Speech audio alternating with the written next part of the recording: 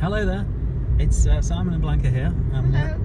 We're on our brief trip to Japan in February 2018, and here we find ourselves towards the end of our trip after our collaboration in Tokyo. We've come down to the islands off the larger island of Kyushu, and we are between Kumamoto and Nagasaki. Nagasaki is across the sea over on your right. There we are. Nagasaki's in that direction. But we are enjoying ourselves on this island called Amakusa Island, which is belongs to Kumamoto, and as you can see, it's got a very long and interesting coast, and lots of interesting rock formations and arches and stacks and things that in the sea. And it's also got a very interesting history, hasn't it, Blanca? Yes, because it's where so the Jesuits were based in Nagasaki and near here, and they were allowed here because it was isolated from the mainland, and they converted a number of people to Christianism, and it became quite a stronghold for them until the shogunate objected to it, because the Christians supported a number of rebellions by the local daimyo, the local feudal lords. Yeah. And after one of these feudal lords that was supported by the Christians lost the battle, the situation got very precarious both for the Jesuit missionaries and for the converted Japanese to Christianism. So eventually they enacted a law that make first they tolerate them, but when this law came in, Christianism was declared illegal, and everybody had to convert back to Buddhism or Shintoism. And the Christians that did not were killed, well, basically executed.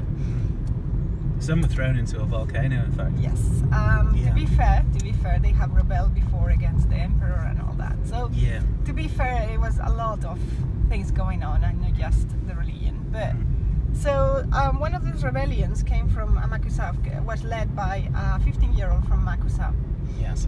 And that meant that when they lost, all these rebels were executed, including the leader, and they beheaded him publicly.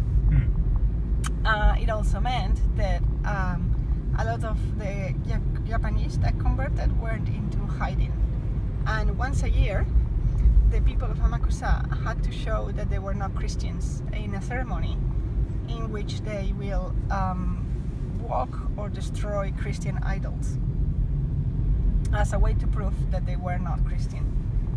So quite an interesting story. By the way, the Jesuit missionaries were sent back to their home countries, mostly Portugal, but they were not executed. So. And I read somewhere that apparently one of the things why there was this strong reaction to Christianism was because the Portuguese merchants were doing business by buying Japanese slave women and sending them to China, Macau, and eventually to Portugal, where apparently they were highly prized as slaves. So not a very pretty story, isn't it? No. But what we can say is that it does seem that people in Amakusa have retained this spirit of being very open to the outside world and to Europe. And the man who showed us around the castle told us he'd spent his life working for Sharp in Chicago, Hamburg and Manchester before finally returning to Amakusa to retire and be a volunteer. So we thought that was quite interesting. Yes. He's obviously continuing the spirit of the Amakusa people being open to the world. And he also told us that he has a boat and he does some fishing in his spare time. So good man to know. And that the winters are warm and the summers are not too hot. So it would seem that of all places in Japan, this is quite a good place to come home to. And I must say, it's a fantastic place for birds. We already seen lots of black kites, some of which were just sitting in the beach, so really easy to see. And we also seen a lot of seabirds today. You can see that the sea is a little bit on the rougher side. So this is definitely a fantastic place to come for nature, we think.